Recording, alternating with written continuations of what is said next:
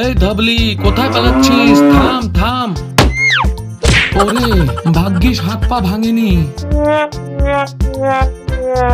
ভেবেছিলাম একটু দুধ দুইয়ে নেব, খুব যে দই খেতে ইচ্ছে করছে। ধবলি, তুই যে তা হতে দিলি না। কি আর করব, ছাড়, একটু বিশ্রাম করে নি।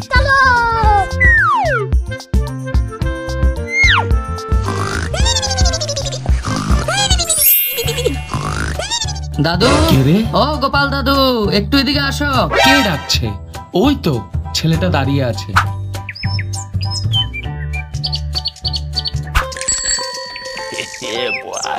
গোপাল দাদু, আমি তোমার জন্য একটা উপহার এনেছি, দেখে যাও। একটা নতুন উপহার।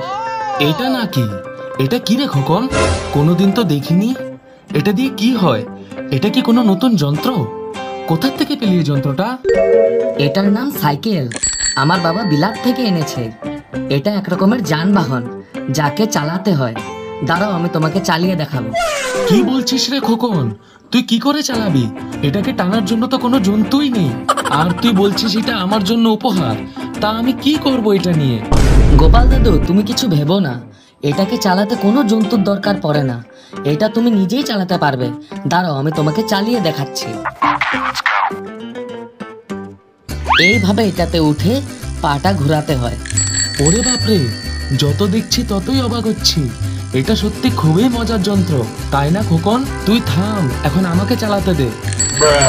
গোপাল দাদু, এই যে আমি আসছি।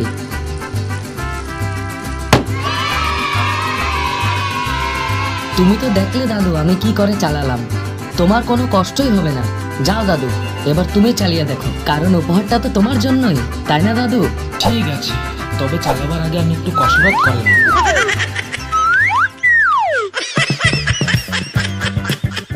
এই তো আমি উঠে পড়লাম। আরে কি মজা! এই এই, এই, এই।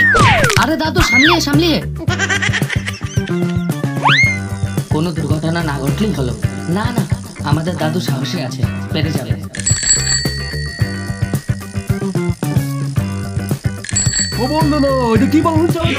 পরে বলবো বিপিন। আজ রাশি চক্রে দেখেছি আমার ভাগ্যে এক ভীষণ চমক আছে। যত সব বুঝলো কি মন্ত্রী আবার কি হতো? মন্ত্রী মশাই সরুন আরে সরুন। গোপাল!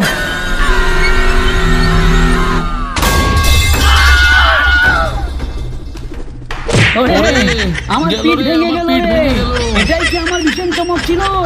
গোপাল, তোমাকে আজ আমি ছাড়বই না।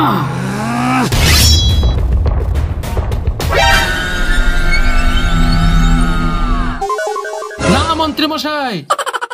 আরে এটা একটা ভয়ানক স্বপ্ন ছিল। মন্ত্রীর হাতে কি তলোয়ার ছিল? কি চকচক করছিল, বাপরে! যাক ধবলি, তুইও এসে গেলি। আমি একটু ঘুমিয়ে পড়েছিলাম। চল এবার ঘরে চল, অনেক খিদে পেয়েছে। চল চল।